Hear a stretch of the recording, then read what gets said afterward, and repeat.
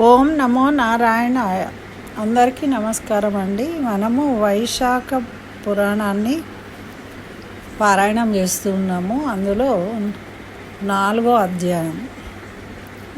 అధ్యాయాన్ని ఈరోజు ప్రారంభించుకుందాం.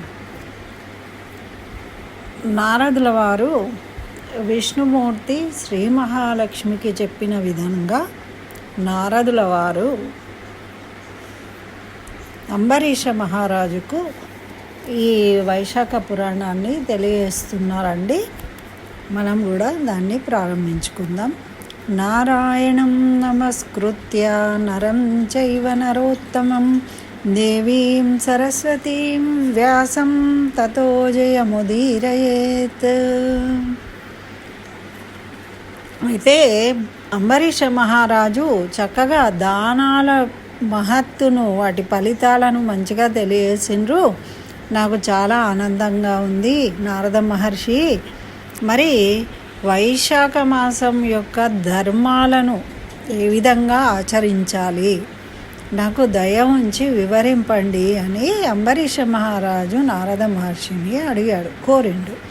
అప్పుడు నారద మహర్షి, అంబరీష మహారాజా, నీకు గల ధర్మాసక్తికి మిక్కిలి సంతోషము, నాకు చాలా ఆనందంగా ఉంది, విను, మరి నేను ఆ ధర్మాలన్నీ చక్కగా తెలియజేస్తాను అని ఈ విధంగా చెప్తూ ఉన్నాడు. నూనెతో తలంటుకొని చేయు అభ్యంగ స్నానము, పగటి నిద్ర, కంచు పాత్రలో భుజించడం అంటే పళ్ళెంలో భుజించడము,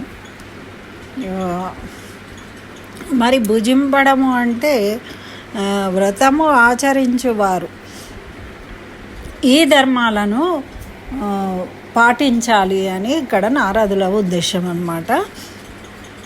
ఏమేం చెప్తున్నారు అంటే, కంచంలో భుజించకూడదు, పగళ్ళు నిద్రపోకూడదు, అభ్యంగన స్నానం చేయకూడదు తలంటుకుని. మరి దేంట్లో తినాలి అంటే అరిటాకు, విస్తరాకు, తామరాకు వాటిల్లో భుజించాలి. నారదుని అభిప్రాయము పళ్ళెంలో తినకూడదంటే మెటల్వి ఉంటాయి కదా, వాటిల్లో తినకూడదు అన్నమాట. మరి ధనవంతులు బంగారు వెండి పాత్రలలో భుజించవచ్చు, కానీ సామాన్యులు కంచు పాత్రలలో భుజిస్తూ ఉంటారు. వెనకటి కాలంలో ఆ విధంగా ప్రాతకాలంలోనే భుజించేవాళ్ళు. మరి కాబట్టి ఆ విధంగా భుజించకూడదు, మంచంపై పరుండకూడదు, గృహ స్నానము చేయకూడదు, నదులకు వెళ్ళి స్నానం చేయాలి.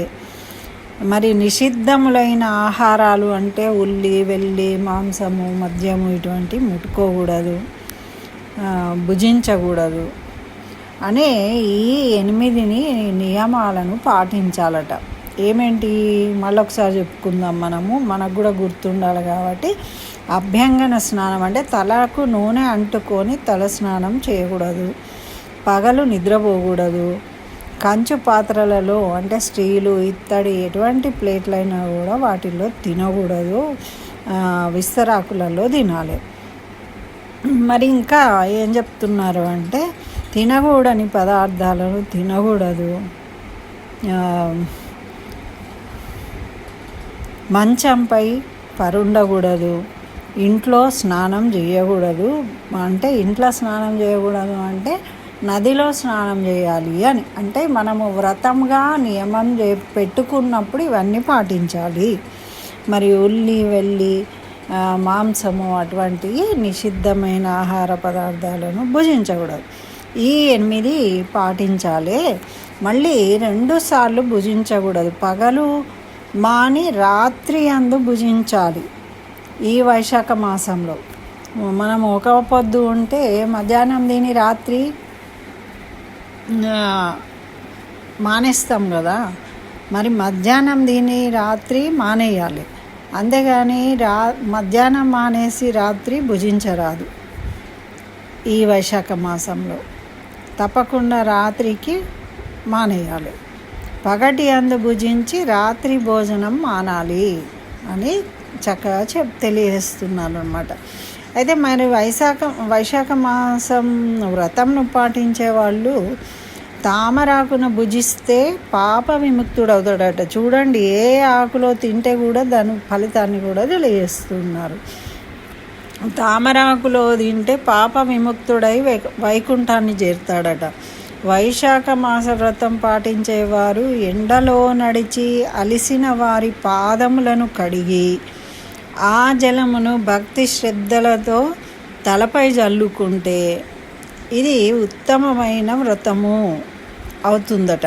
అట్లా జల్లుకుంటే అట్లా ఉత్తమ బ్రాహ్మణ్ణి ఆదరించి ఈ మాసంలో కూర్చుండబెట్టి వానినే శ్రీ మహావిష్ణువుగా భావించి వాని పాదములను నీటిచే కడిగి ఆ పవిత్ర జలాన్ని తలపై జల్లుకుంటే వాని పాపములన్నీ పటాపంచలై నశించును. ఆ జలమును తలపై జల్లుకొనిన గంగా మున్నగు సర్వతీర్థాలయందు స్నానం చేసిన పుణ్యఫలము సిద్ధించును. అంటే ఒక సద్బ్రాహ్మణి యొక్క పాదాలను కడిగి ఆ జలాన్ని మనం నెత్తిన జల్లుకోవడం వల్ల సర్వ తీర్థాలలో స్నానం చేసినంత, ఎక్కడికో పోయి అన్ని తీర్థాలలో స్నానం చేసి ఎంత ఫలితము వస్తుందో అంత పుణ్యం కలుగుతుంది, మన పాపాలన్నీ తొలగించబడతాయి. మరి విష్ణు ప్రీతికరమైన వైశాఖ మాసం కదా, నదీ తటాకాది స్నానం చేయక, తామరాకు ఆకుల యందు ఆహారం భుజించక, విష్ణు పూజనము లేక అంటే విష్ణువును పూజించక కాలం గడిపితే ఆ వాళ్ళట గాడిద గడుపున బుట్టి తర్వాత జన్మయందు కంచరగాడిదిగా జన్మిస్తారట. ఆరోగ్యవంతుడై ఉండి దృఢ శరీరము కలిగి స్వస్థుడై ఉన్న వైశాఖ మాసంన గృహ స్నానము చేసినచో ఏమవుతుందట మరి? అట్లాంటి వాళ్ళు చేస్తే పిశాచత్వము కలుగుతుందట. పిశాచి అయి ఉంటారట వాళ్ళు. కాబట్టి ఒకవేళ మనము ఈ వైశాఖ మాస వ్రతాన్ని ఆచరించినప్పుడు పిశాచత్వం ఉన్న వాళ్లకు పోతుందట. ఆచరించలేని వాళ్లకు, అంటే శక్తి ఉండి చేయకుండా ఉండేవాళ్ళు, ధర్మాన్ని పాటించని వాళ్లకు ఆ విధంగా పిశాచత్వాన్ని పొందుతారట. మరి అన్నమును దానము చేయని వాడు పాప దుఃఖములనెట్లు పోగొట్టుకొనలేడని భావము అని తెలియజేస్తున్నారు. మనము ఇతరులకు పెట్టనప్పుడు మన దుఃఖం ఎలా పోతుంది? మనము ఇతరులకు దానం ఇచ్చినప్పుడు మనలో ఉన్న దుఃఖాలన్నీ తొలగిపోతాయట. అది ఈ మాసంలో కొంచెం చేసినా ఎక్కువ పుణ్యాన్ని పొందుతాం. కాబట్టి విష్ణు ప్రీతిగా ఉన్న మాసము మాధవ మాసం కాబట్టి ఈ మాసంలో ఆచరించడం వల్ల పాప దుఃఖాలన్నీ పోతాయి, పాపాలన్నీ నశిస్తాయి అని నారదుల వారు చెప్తూ ఉన్నారు. మరి శ్రీ మహావిష్ణువును ధ్యానిస్తూ నదీ స్నానం ఆచరిస్తే గత 3 జన్మలలో చేసిన పాపాలను కూడా పోగొట్టుకోవచ్చు. ప్రాతకాలమున సూర్యోదయం సమయంలో సముద్ర స్నానం ఆచరించినచో 7 జన్మలలో చేసిన పాపాలు పోతాయట. మరి ఈ విధంగా ఈ వైశాఖ మాసంలో జాహ్నవి, రుద్రగంగా, కాళింది, సరస్వతి, కావేరి, నర్మదా, కృష్ణవేణి అని గంగా నది 7 విధాలుగా ప్రవహిస్తూ ఉంటుంది. సప్త గంగలు అంటారు వీటిని. అట్టి సప్తగంగల్లో ప్రాతకాల స్నానము వైశాఖ మాసంన చేసిన 1,000,000 జన్మలలో చేసిన పాపములను కూడా పోగొట్టుకుంటారు. దేవతలచే నిర్మితములైన సముద్రాలందు స్నానము వైశాఖ మాస ప్రాతకాలంలో చేసిన వారికి సర్వ పాపాలు నశించి పుణ్యప్రాప్తి కలుగుతుంది.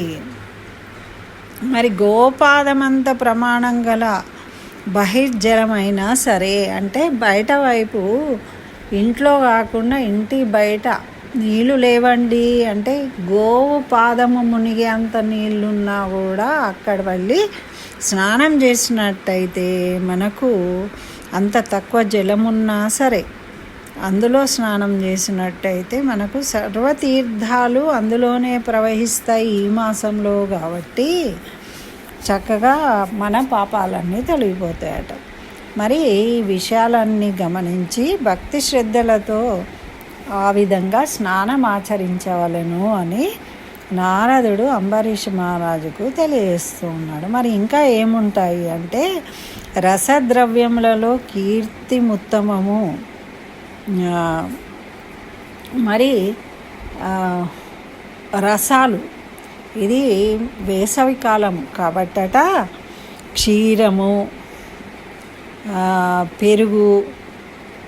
పెరుగు కంటే నెయ్యి. మరి కార్తీక మాసము ఉత్తమము. కార్తీకం కంటే మాఘమాసము, మాఘం కంటే వైశాఖ మాసము ఉత్తమమైనది. అట్లా వైశాఖం చేసిన పుణ్యకరమైన వ్రతం కూడా ఆ నెలల్లో చేసిన దానికన్నా ఉత్తమమైనది. కాబట్టి ఇప్పుడు మీరు ఏ దానం చేసినా వటవృక్షము వలె మరింతగా పెరుగుతారు. వటవృక్షం వలె పెరుగుతారు, అభివృద్ధి చెందుతారు. అంటే మనుషులు పెరుగుడు కాదు, మనుషులకు జ్ఞానం పెరుగుతుంది, మరి బుద్ధి బలం పెరుగుతుంది, ఆరోగ్యం అభివృద్ధి చెందుతుంది, ధనాభివృద్ధి చెందుతుంది, వంశాభివృద్ధి చెందుతుంది. అలా వృద్ధి అంటే అదనమాట. కాబట్టి ఇట్టి పవిత్ర మాసంలో ధనవంతుడైన దరిద్రుడైన యథాశక్తి వ్రతము ఆచరించాలి. బ్రాహ్మణులకు యథాశక్తిగా దానం ఇయ్యాలి. కందమూలములు, పండ్లు, వేళ్ళు, కూరలు, ఉప్పు, బెల్లము, రేగుపళ్ళు, ఆకు, నీరు, మజ్జిగ ఇట్లా ఏదో ఒకటి ఇచ్చినను పుణ్యం కలుగుతుంది. మరి ఇటువంటి బ్రహ్మమున్నగు దేవతలు వారికి ఈ మాసంన వ్రత దానాదులు లేనిచో ఎట్టి ఫలితము కలగదట. దేవతలు కూడా ఈ మాసాన్ని పాటిస్తారు వాళ్ళు కూడా. అయితే దానము చేయని వాడు దరిద్రుడవుతాడు. దరిద్రుడవుటచే పాపములను ఆచరిస్తాడు, అందుచేత నరకం పొందుతాడు. కాబట్టి యథాశక్తిగా దానం చేయాలి. ఎట్టి వారికైనాను ఇవి ఆచరించడం అనేది అవశ్యము. కావున తెలిసి ఉన్న వాళ్ళు, సుఖమును కోరుకునే వాళ్ళు దానము చేయవలెను. మరి తెలిసిన వాళ్ళు తెలియని వాళ్లకు తెలియజేయడం కూడా పుణ్యకరమైన విషయమట. ఇంటిలో ఎన్ని అలంకారాలు ఉన్నా పైకప్పు లేకుంటే ఇల్లు నిరర్ధకం కదా. అలాగే జీవి ఎన్ని మాస వ్రతాలు ఆచరించినా కూడా వైశాఖ వ్రతం ఆచరించకుంటే జీవితం అంతా వ్యర్థము. అన్ని మాసముల వ్రతముల కంటే వైశాఖ మాస వ్రతము ఉత్తమమైనది అని నారదుడు చక్కగా వివరిస్తూ ఉన్నాడు అన్నమాట. మరి స్త్రీ సౌందర్యవతి అయినా, గుణవంతురాలైన, భర్త కలిగి ఉన్నదైనా, భర్తను ప్రేమించుచు భర్త ప్రేమను కలిగి ఉన్నను వైశాఖ వ్రతం ఆచరింపనిచో ఎన్ని లాభమున్నను వ్యర్థురాలవుతుంది. అంటే సర్వశుభ లాభాలను అంది యువతులను వైశాఖ వ్రతమును చేయనిచో వారికి ఉన్నవన్నీ నిష్ఫలమవుతాయట. అన్నీ ఉన్నాయి, అంగట్లో శని ఉంది అనుకుంటుంటాం మనం. అన్నీ ఉంటాయి, పైసలు ఉంటాయి, ఇంట్లో వసతులు ఉంటాయి, చక్కగా చేయగల శక్తి ఉంటుంది, అన్నీ ఉంటాయి. కానీ ఏదో అశాంతి, మనం అనుకున్నది మనకేదో దక్కలేదు అని బాధపడుతూ ఉంటారు. అలాంటి వాళ్ళు ఇగో ఈ వ్రతం చేయడం వల్ల వాళ్ళు అన్నీ ఉన్నప్పటికీ వాళ్ళు వ్యర్థమైపోతుందట వాళ్ళ జీవితం. కాబట్టి ఈ వ్రతాన్ని ఆచరించడం వల్ల దయాగుణం లేకుంటే ఏం లాభం? అన్నీ ఉంటాయి, మరి వ్యర్థమవుతుంది కదా దయాగుణం అనేది మనుషులలో లేకపోతే. కాబట్టి అలా ఈ వ్రతము చేయనప్పుడు వ్యర్థం అయిపోతుందట. అన్నిటినీ చేసినాను వైశాఖ మాస వ్రతము చేయకపోతే, కార్తీకం చేసినామండి, శ్రావణం చేసినామండి, అది చేసినామండి, ఇది చేసినామండి కాదు. అవన్నీ చేయకపోయినా ఈ వైశాఖ మాసం చేస్తే ఫలితం ఉంటుంది. కానీ అవన్నీ చేసినప్పటికీ వైశాఖ మాసం చేయకపోతే మనకు ఫలితము ఉండదు. అన్నీ ఉన్నాయండి కానీ దయాగుణం లేదు. అన్ని మసాలాలు వేసినామండి, కూరలో ఉప్పు లేదు. ఉప్పు వేయకపోతే అర్థమైపోయినట్టే. మనకు ఈ వైశాఖ మాసాన్ని ఆచరించకపోతే వేరే ఏవి ఎన్ని చేసినా కూడా మనకు ఫలితము లభించదట. మరి ఉప్పు లేనిచో వ్యర్థమైనట్టు వైశాఖ వ్రతం చేయనిచో ఎన్ని వ్రతాలు చేసినా అన్నీ వ్యర్థములే అవుతాయి. మరి స్త్రీ ఎన్ని నగలను ధరించినా వస్త్రం లేనిది శోభించదు కదా. చూడండి ఎంత క్లియర్గా చెప్తూ ఉన్నారు. కాబట్టి మనకు వీలైంది ఏదో ఒకటి పాటించి ఆచరించి సత్ఫలితాలను పొందాలి అని నారదుల వారు తెలుపుతూ ఉన్నారు ఇక్కడ. అట్లే ఇంకా ఏం చెప్తున్నారంటే, ప్రతి ప్రాణి ఈ విషయాలను గమనించుకొని వైశాఖ మాస వ్రతాన్ని తప్పక ఆచరించాలి. మరి వైశాఖ మాసంలో శ్రీ మహావిష్ణువు దయను వైశాఖ వ్రతం ఆచరించి పొందాలి. వైశాఖ మాసంలో విష్ణువును ఆరాధించి విష్ణు యొక్క అనుగ్రహాన్ని పొందితే మనకి మిగతా రోజుల్లో చేయకపోయినప్పటికీ మనకు అన్ని శుభాలు జరుగుతాయి. మరి వైశాఖ స్నానాధికంచే సర్వ పాపక్షయమై వైకుంఠ ప్రాప్తి కలుగుతుంది. మరి తీర్థయాత్రలు, తపము, యజ్ఞములు, దానము, హోమము ఇవన్నీ ఇతర మాసాలలో చేసిన వచ్చు ఫలం కంటే వైశాఖ మాస వ్రతాన్ని పాటిస్తే పైన చెప్పిన అన్నీ కూడా చేసిన ఫలితం మనకు కలుగుతుందట. మరి వైశాఖ వ్రతము మిగిలిన అన్ని మాసాలలో చేసిన వానికంటే ఎక్కువ ఫలంను ఇస్తూ ఉంటుంది. కాబట్టి మదమత్తుడైన మహారాజైన, కాముకుడైన, ఇంద్రియలోలుడైన వైశాఖ మాస వ్రతము ఆచరిస్తే వైశాఖ స్నానం మాత్రముననే సర్వదోషాలు చేసుకోవచ్చు. కొన్ని పుణ్యవంతుడయ్యి వైకుంఠాన్ని చేరుకుంటాడట. మరి వైశాఖ మాసముకు శ్రీ మహావిష్ణువే దైవము. మనకు మోక్షాన్ని ఇచ్చేవాడే శ్రీ మహావిష్ణువు. అంటే ఇక్కడ చూడండి, మనం ఏది చేసినా ఇతర దేవీ దేవతలకు సంబంధించి ఎన్ని చేసినప్పటికీ కూడా మనకు అన్నీ ఇవ్వగల సమర్థుడు ఆ దేవాది దేవుడు శ్రీ మహావిష్ణువు. కాబట్టి ఈ మాసంలో శ్రీ మహావిష్ణువు అనుగ్రహం పొందుతాం కాబట్టి మనకు అన్నీ లభిస్తాయి.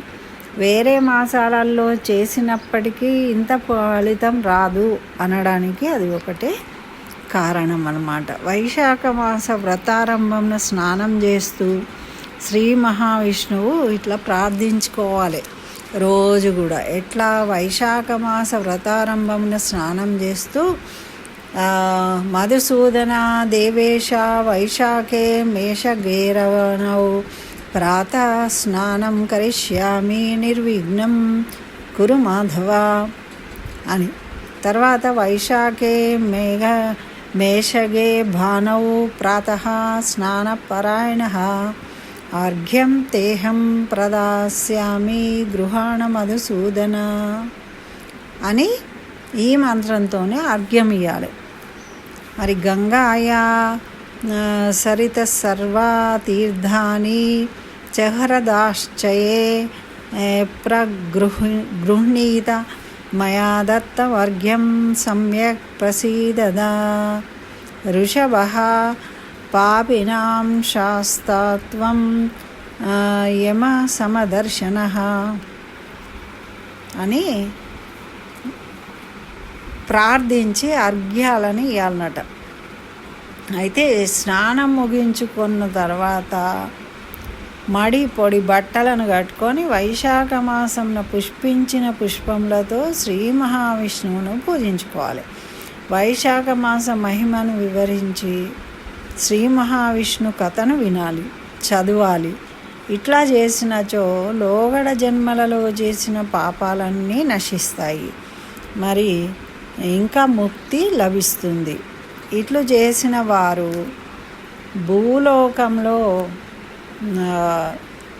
భూలోకవాసులైన, స్వర్గలోకవాసులైన, పాతాళలోకవాసులైన ఎచటను వారికి కష్టం కలగదట.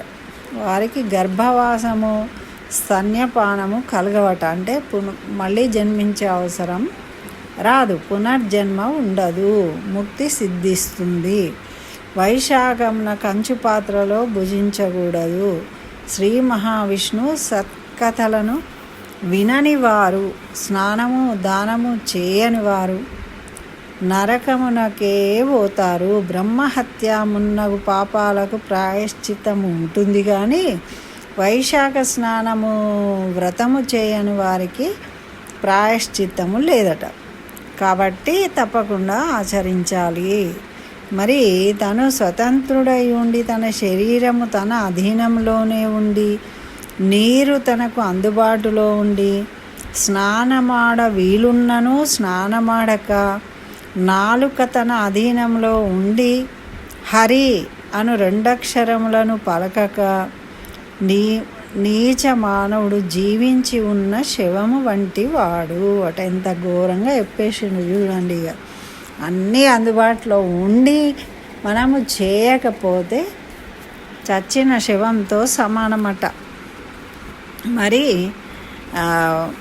ప్రాణము మాత్రం ఉండి వినుట, చూచుట మున్నగు లక్షణాలు లేని శవము వలె అతడు వ్యర్థుడు.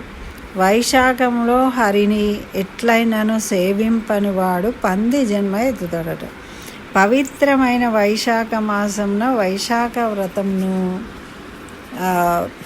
చక్కగా పాటిస్తూ ప్రాతకాలంలో బహిస్నానం చేసి తులసీదళములతో శ్రీ మహావిష్ణువును అర్చించి విష్ణు కథాశ్రవణము దానము చేసిన వారు మరు జన్మలలో మహారాజులై జన్మిస్తారట. పిమ్మట తమ వారందరితో కలిసి శ్రీ మహావిష్ణు సాన్నిధ్యాన్ని పొందుతారు.